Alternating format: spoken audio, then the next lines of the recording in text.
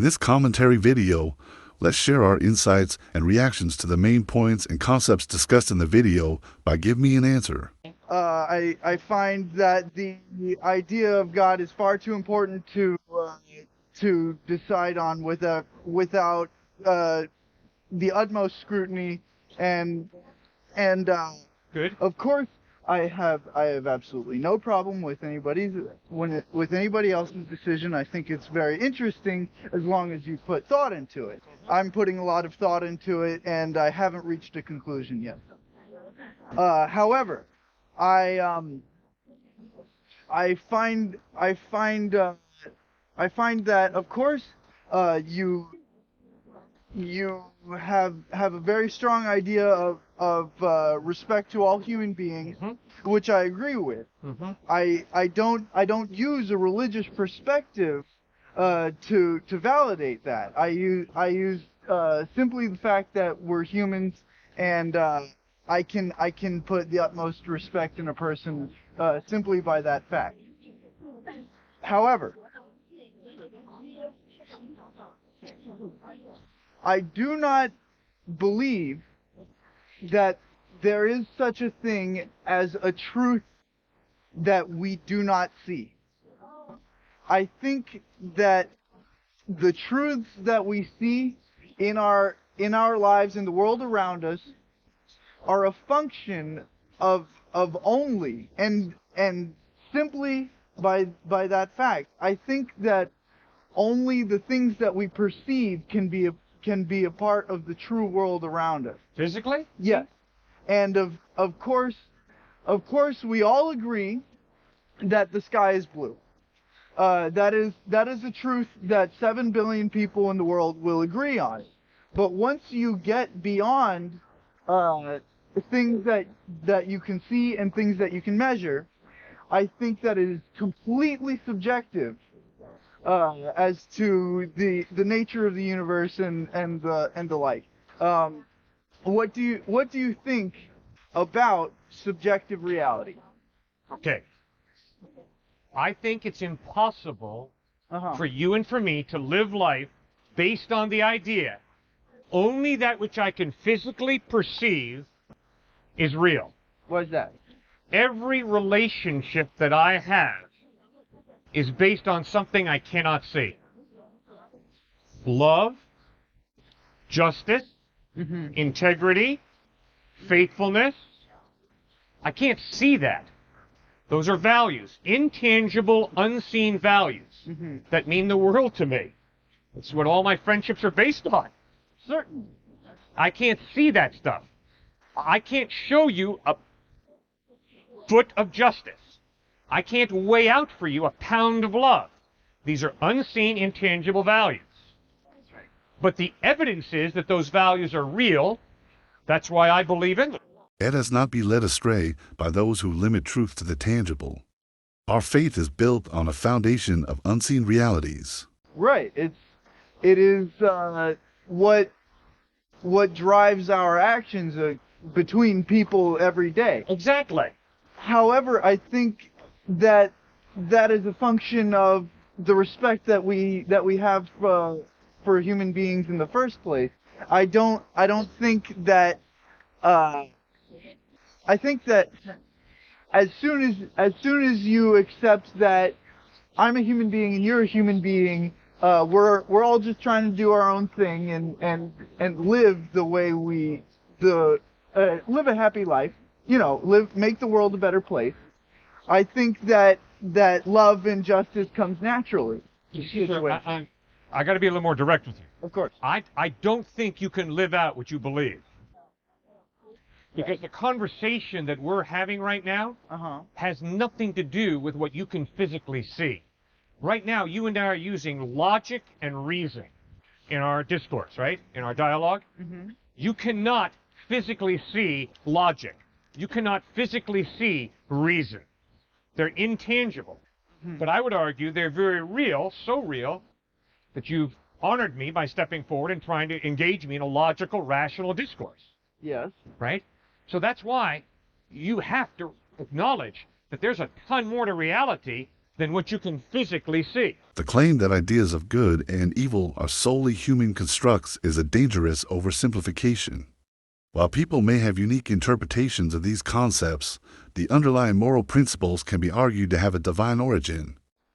All these things that you talk about are very human. They don't exist outside of humanity. The ideas of good and evil, right? Well, it's only human beings that have these ideas. Good. It takes a mind to understand those ideas. Okay. Right? Well, I find that once you stop talking about people on this very small planet Earth, good and evil, logic, respect, justice, and love, well, they don't apply. Very good. I agree. Okay. That is why I'm scared spitless of moral relativism. Oh, I heard about your conversation yesterday. You bet. Because if you really try and live out moral relativism, it leads to total chaos. Because remember, if I subscribe the way many students here do to moral relativism, then that means whatever my opinion is, whatever my belief is on murder, child abuse, pedophilia, I have to acknowledge that the opposite of whatever it is I believe about those is equally true. Okay. And nobody can live that out, I don't think. I have never met a person who can live that out. We all have this innate ability to hold so tightly to certain moral positions that we have to live our lives as if morality is objective. It's not just subjective relativism. A moral relativist has to be able to look into the face of the man who raped his sister and say, from my perspective, that was wrong. I understand from your perspective it was right, and it is relative, that's what I believe. So in no absolute objective sense was your rape of my sister wrong. It's just a relative opinion that I hold to. I don't think you can do that. Why? Because I'm convinced there is a God who hardwired you and me in such a way that we have a conscience and a rational mind that enables us to understand justice as being a real objective value that is totally violated by rape, by child abuse, by pedophilia, by murder. Most people, even those embracing relativism to some degree, would likely condemn such a horrific act. However, the challenge lies in defining what constitutes wrong across diverse cultures and throughout history. Does that make any sense? Yes. However, I think you can validate that position without invoking an ultimate truth, without invoking the idea of God. How? I think that as soon as you say that everybody in this society is trying to make the world a better place, and we're trying to make our lives a happier time in which to live. Right. We can agree that pedophilia and murder and rape and the like are things that we don't want to be a part of our society. Yeah. And certainly a person who commits these things, well, you can look into their face and say, I understand that what you did, you think is all right. Yeah. However, you're not allowed to live with us anymore. Okay. And is that simply the basis of right and wrong? A cultural opinion? Yes. Okay, then let me ask you. When Dr. Martin Luther King wrote the letter from the Birmingham jail and told all the folks who supported the great state of Alabama that their law supporting segregation was wrong, and when Dr. Martin Luther King said, the reason your law of the great state of Alabama is wrong is because there is a law above the law of the state of Alabama, the law of God, and according to the law of God, your racist law in the state of Alabama is evil. Think he was blowing smoke? Or do you think he was speaking the truth? It's crucial to acknowledge that Dr. King's argument was grounded in both moral and legal principles. His critique of Alabama's segregation laws was not solely based on religious beliefs, but also on the principles of justice, equality, and human rights enshrined in the U.S. Constitution. No. I don't think he was blowing smoke. However, he used a very powerful argument Right. that people were able to accept at the time. At the time of the passage of the law, the argument went the very opposite direction, and he invoked the word of God in order to play off of people's doubts as to whether the law was in fact still relevant. Okay, that's one take of what he did. What do you think? I think Dr. Martin Luther King was in touch with reality because he exercised his conscience in a responsible way.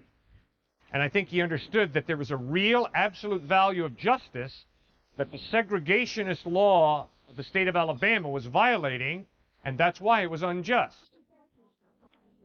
But you see, the moral relativist would have to say, no, there's no absolute law of justice that you can call the state of Alabama to live up to. Instead, it's all relative. So if one culture, be it the culture of Alabama, says that black people are inferior to white people and therefore segregation has to be enforced, they're right for themselves. I might disagree, but if I'm going to hold to moral relativism and not be an intellectual hypocrite, ooh, that didn't sound good, Cliff. I'm dead serious. I'm convinced a person is an intellectual hypocrite if they say, I believe morality is relative, but racism is absolutely wrong. Sorry. Doesn't follow. If it's true that morality is relative, there's nothing absolutely wrong with racism. Because remember, morality is simply fancy. I fancy this, you fancy that. The white racist, KKK, fancies this. The apartheid person in South Africa fancies that. It's all just personal fancy. That's all ethics is. While it's true that moral relativism posits that moral judgments are relative to a particular culture or individual, it doesn't imply that all moral judgments are equally valid. I understand that. Good. However, I think that you can produce the same argument without going into absolutes. Certainly it's very powerful to say racism is absolutely wrong, but you can achieve the same goal by saying that racism has no place in a modern society. Fine. But if you're going to be a moral relativist, you have to say, that is my fancy. That in a modern society, racism is inappropriate, but if a different society disagrees, I would never be so arrogant as to tell them they're wrong. I would just say, I'm right for myself, you're right for yourself. While a moral relativist might acknowledge the cultural differences in moral beliefs, they can still advocate for social change and challenge harmful practices. What's wrong with that?